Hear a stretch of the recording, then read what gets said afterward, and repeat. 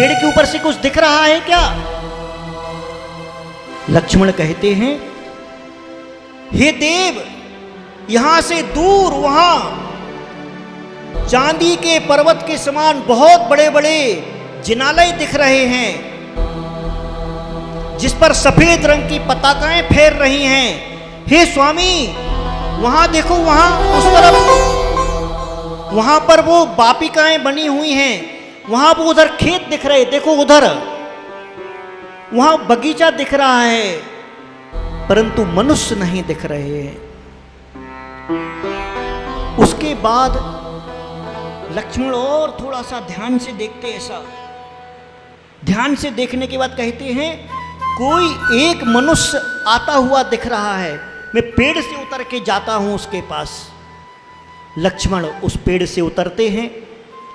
पेड़ से उतरने के बाद वह उस मनुष्य के पास पहुंचते हैं लक्ष्मण, और लक्ष्मण को देखते हुए, लक्ष्मण के सौंदर्य और बलिष्ठ शरीर को देखते ही वह मनुष्य गिर जाता है उनके सामने, और गिर जाता है, घबरा जाता है, कहता है, मैंने कुछ नहीं किया, मुझे आप। लक्ष्मण कहते, घबराओ मत, उठो उठो, मेरे साथ चलो।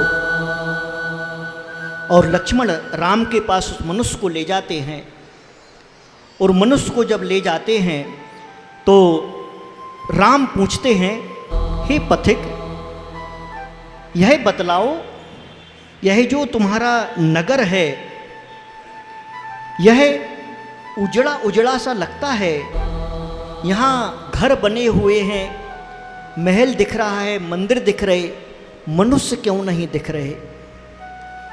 तब वह व्यक्ति राम से कहता है, मैं आपको यहाँ के राजा की कथा कहता हूँ। एक दिन शिकार करने के लिए यहाँ का राजा वज्रकर्ण जंगल में जाता है। वह वज्रकर्ण क्रोधी, मानी, कदाचारी, व्यसनी था, और वज्रकर्ण ने एक साधु को देखा जो कनेर के वृक्ष के नीचे तपस्या कर रहे थे, और घोड़े पे चढ़े चढ़े ही वह वज्रकर्ण हाथ में भाला लिए पूछता है, हे साधो, यह क्या कर रहे हो?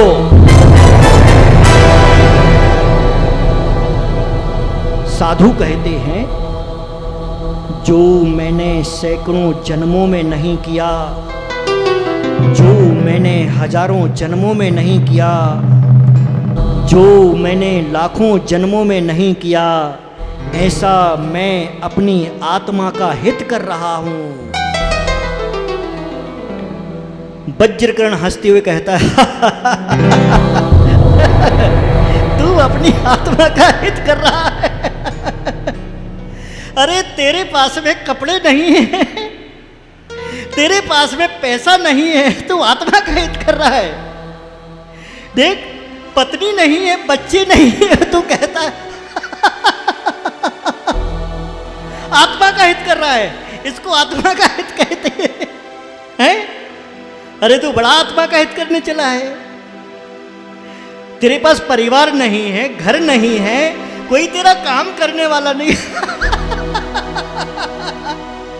तू आत्मा का हित कर रहा है। पता कैसे आत्मा का हित कर रहा है? दयालु मुनिराज कहते हैं,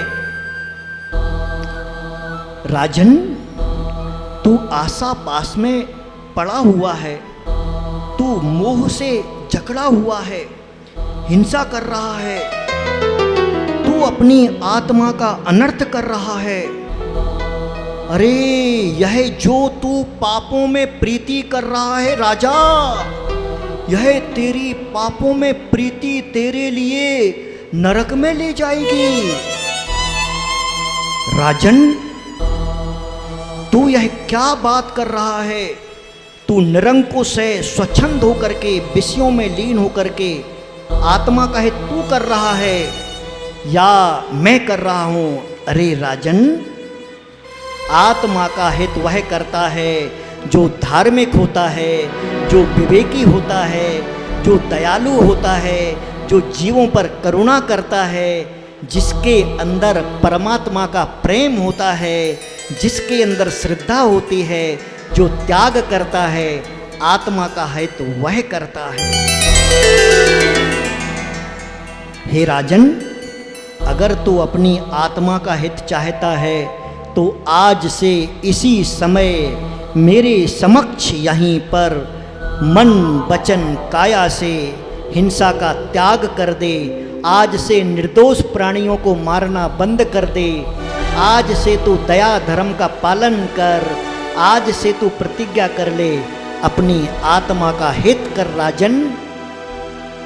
इस बात को सुन करके, हितकारी उपदेश को सुन करके राजा नम्रीभूत हो जाता है और घोड़े से उतर करके गुरु के चरणों में साष्टांग प्रणाम करता है और हाथ जोड़ करके गुरु के सामने पृथ्वी पर घुटने टेक करके नमस्कार करता है। कहता है, ओहो, आज मैं धन्य हो गया। आज मैं आपके प्रसाद से, आपके आशीर्वाद से धन्य हो गया हूँ। हे गुरुवर, आप मुझे आज्ञा प्रदान कीजिए, मेरी आत्मा के हित को प्रशस्त कीजिए। गुरु कहते हैं, सत्य अहिंसा अचौर्य अपरिग्रह ब्रह्मचर्य, इन 5 अनुव्रतों को ग्रहण कर ले, तेरा कल्याण हो जाएगा। वह राजा जो कुछ समय पहले दुष्ट था, क्रूर था, अविनयी था, वही राजा विनयवान होकर के गुरु के सामने अनुव्रतों को स्वीकार करता है और प्रतिज्ञा करता है, हे गुरुवर, मैं देवाधिदेव जिनेंद्र भगवान और निर्ग्रंथ मुनियों के लिए ही नमस्कार करूँगा। और कहता है, उसने उन प्रीतिवर्धन मुनिराज की बड़ी भारी पूजा की उस जंगल में और उस दिन उपवास किया। जो शिकार को आया था उसने उपवास किया और कहता है, मुझे यह धर्म ध्यान क्या खजाना ही मिल गया है।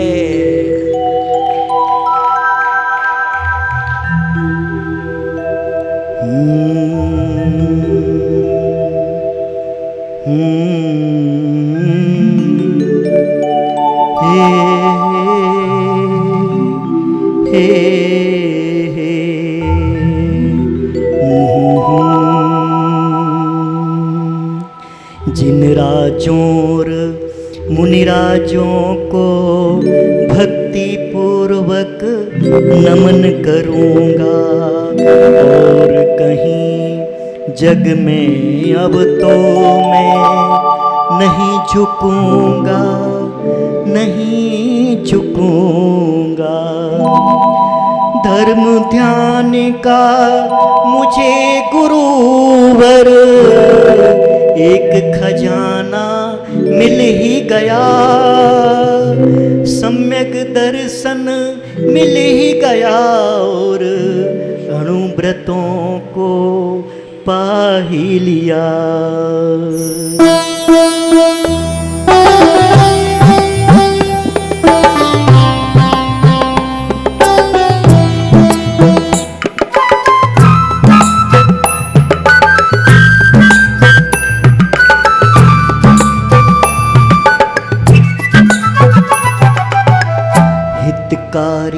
इस जिन शासन को हृदय से मैं ग्रहण करूं, दया अहिंसा श्रद्धा से मैं धर्म का पालन पूर्ण करूं।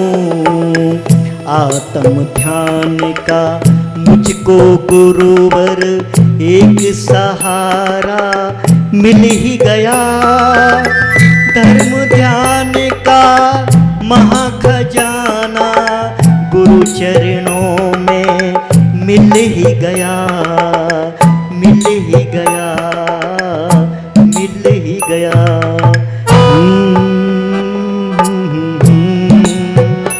हे हे